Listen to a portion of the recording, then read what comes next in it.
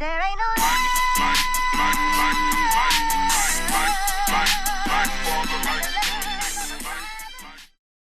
Welcome to Doc's Daily Dose for Dads, prescribed by Dr. Harrison. So yesterday, my brother and sister-in-law came into town, and they're going to be staying for a week. And they have 3 kids as well, 2 boys and a girl, roughly around the same ages as our kids. Now, a lot of you might think, whoa, 6 kids in a house under the age of 11 running around? I mean, I think it's 11 or 10 all the way down to like 3 years old or something like that. You might think, oh, that's a lot. Like, that's going to drive me nuts. No. You know what drives you nuts as a parent? When your kids are running around, they're being loud and crazy, and there's nothing going on. And you just want to sit back and relax, and they're just tearing through the house, and you don't know what to do. And now you start yelling at them, and you tell them, sit down over here, do this, go to find something to do. That's the issue. The reason why there was no problems with all 6 kids being in this house, and we had a wonderful dinner with everyone sitting down and nobody getting up and running around and then playing out back afterwards, is because they had stimulation. They were stimulated. They had something to do. They had someone to play with, right? There's a great scene in Law & Order Criminal Intent. Now, my favorite Law & Order Criminal Intent is the one with Vincent D'Onofrio. The second one is with Jeff Goldblum. But there's a scene where Vincent D'Onofrio is going in to talk to this dad who just lost his wife, and they're in the hospital, and he's with his partner. And the dad has a little boy, he's probably around like 4 years old, who's just like climbing all over him, and he's yelling at him, get back, get away, get away. And Vincent D'Onofrio just gets up, walks to the water cooler, grabs like 4 or 5 cups, comes down, sits down on the ground with the boy, starts stacking them, and gives them to the boy to play with. And then all of a sudden, the little boy stops climbing on daddy. The detectives are able to talk to dad. Dad gets a little bit of a break. That's all it takes, folks. Give your kids something to do. That's all you have to do. They're kids. They don't want to be sitting down quietly waiting. They're not contemplating and being depressed or thinking lost in thought the way we are as adults, where we overthink things and constant chatter in our heads. They're moving from one thing to the next, trying to have fun and explore the environment. That's what they're meant to do.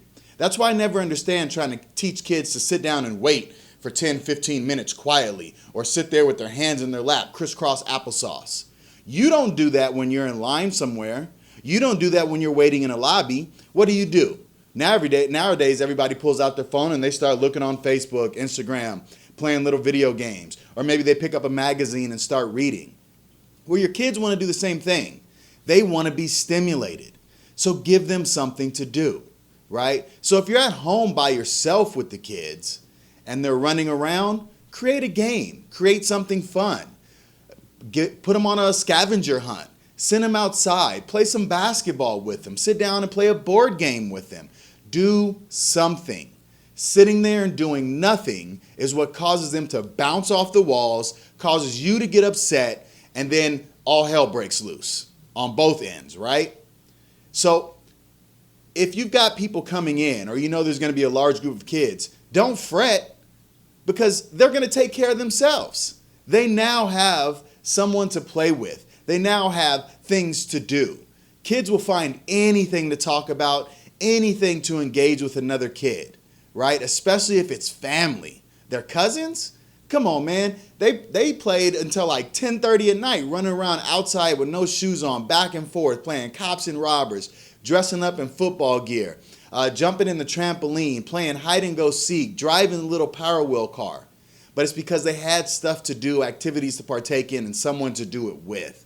So stop fretting over a lot of people getting together, a lot of kids in one place. Stop fretting over the kids destroying the house or, bouncing off the walls. The way you solve that is by finding something for them to do that's fun and engaging, or finding someone for them to be engaged with.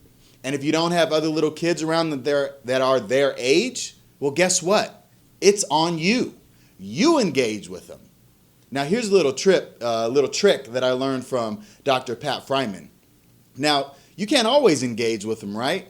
And sometimes they want to engage with you in the most crucial, important, necessary moments where you got to get some work done. You're sitting at the computer and they're, mommy, mommy, daddy, daddy, just constantly nagging you. and you just want to be like, go do something, I got to finish this. Instead of getting upset, the suggestion provided by Dr. Fryman, which is a great one that I've used, is turn them into your little helper. Now you can go, this is my addition to it, you can go two ways about this. You can actually give them tasks that will help you around the house or with the work that you're doing. Hey, I need you to separate these piles into this and that.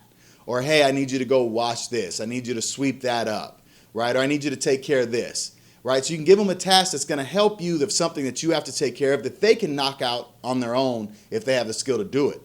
Or what you could do, which is what Fryman suggests, is start to give them little tasks as they come back, tell them great job, send them off for another task, they come back, great job, send them off for another task, and start making the task harder and things that they don't necessarily want to be involved in.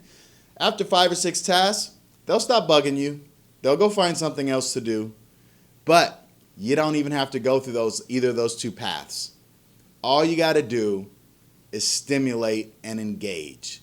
Give them something to do or someone to engage with, and it'll take care of the problem. You're not yelling. They're not getting yelled at. They're not bouncing off the walls. You're able to get your stuff done or kick back and relax like my wife and brother and sister-in-law did last night. We all just sat back, relaxed, and talked and had a good time and a great dinner while the kids just had a blast.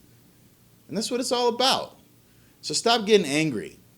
Start doing something about it, or giving your kids something to do about it.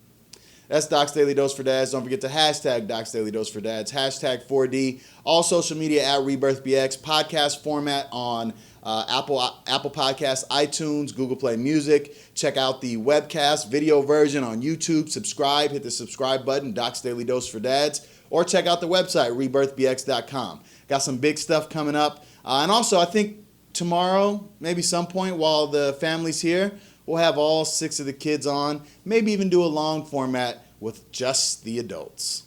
Talk to you guys soon. There ain't no